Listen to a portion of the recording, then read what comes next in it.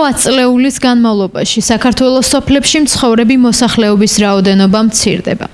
სტატისტიკის ეროვნული სამსახურის 2024 წლის აღწერის წინასწარი მონაცემებით სოფლად 1,490,900 ადამიანი ცხოვრობს, მაშინ როდესაც 2014 წლის აღწერით ეს მაჩვენებელი 1,591,181 შეადგენდა. მცირდება როგორც მოსახლეობა, ასევე იზრდება მიტოვებული დასახლებული პუნქტების რაოდენობაც.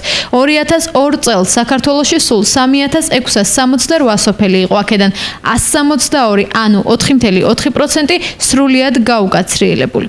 2014 წლის აღწერის შედეგებით სოფლების რაოდენობა 3633-მდე შემცირდა, ხოლო მათგან უკვე 223-ში აღარავინ ცხოვრობდა, რაც 6,1%-ია.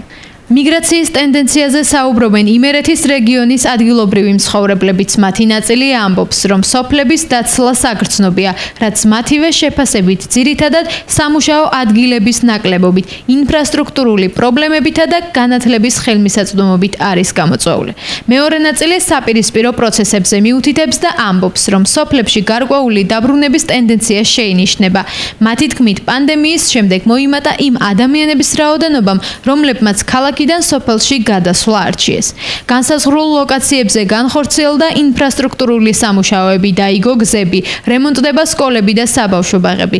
მოსახლეობის ნაწილმა სოფლის მეურნეობასა და ადგილობრივ ბიზნესში ჩართვა დაიწყო. ცხოვრობ ხარაგაულის მუნიციპალიტეტის სოფელ ბორში. ბორი ზოგადად არ არის დიდი სოფელი. გარკვეულწილად ბევრიც წასულია, მაგრამ საკუთარ სახლკარს მაინც არავინ არ ტოვებს, ზაფხულობით ივსება ხოლმე სოფელი. ახალგაზრდებიც არიან, განსაკუთრებით ბავშვები. სკოლაში მუშაობდა, როცა სკოლის ტრანსპორტი მოდის და არის სავსე, რა ვიცი, ბედნიერი ვარ ამით, მაგრამ მინდა რომ ყველა ოჯახში იყოს სიცოცხლე, ყველა ოჯახში იყოს ბავშვები. რა გითხრათ? ცუდი სოფელი არ გვაქვს, კარგი სოფელია და მაცხოვრებლებსაც უყვართ. ანუ სკოლის მოსწავლეები არიან, ხო? ბევრი არიან. ჩვენს სოფელში, ყველა ოჯახში, ვინც აი ადგილზე ცხოვრობს, 2-3 ბავშვი თითქმის ყველა ოჯახში. კლებულობს. რატომ შეიძლება ეს ხდებოდეს? ან რამდენად? მეიხიბლა ხალხი მეტი საშუალებაზე წასვლით, ახალგაზრდები და ჩვენ ახლა ჩემი ასაკის ხალხი საწავალთ და გევართ მაშინ სოფლად. ახალგაზრდები წევიდნენ. სკოლას ინარჩუნებენ ბავშვებს ისეთ, რომ არ დაიხუროს. საახლოებით ალბათ 15 გიცარა. სოფელი დიდი 120 გონია.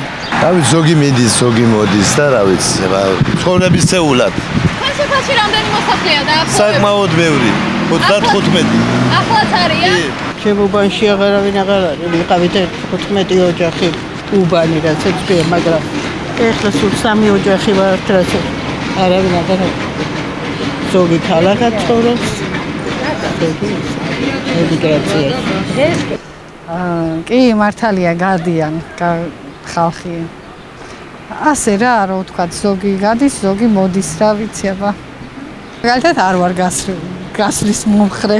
აი, რა შეიძლება იყოს მიზეზი სოფლების დაცლის, თქვენი აზრით, თქვენი შეხედულებით? ყველაფერის სიძვირე, ყველაფრის, ხო და რა ვიცი, აი შემოსავალი რა, ასე რა ვთქვათ. იმიტომ რომ იმ გასვლით ნახეს უფრო სარგებელი. პანდემიის მერე უფრო დაბრუნდა ხალხი. ამ პანდემიამ განაპირობა, რომ ბევრი დაბრუნდა და რაღაცა საკეთებს სოფელში.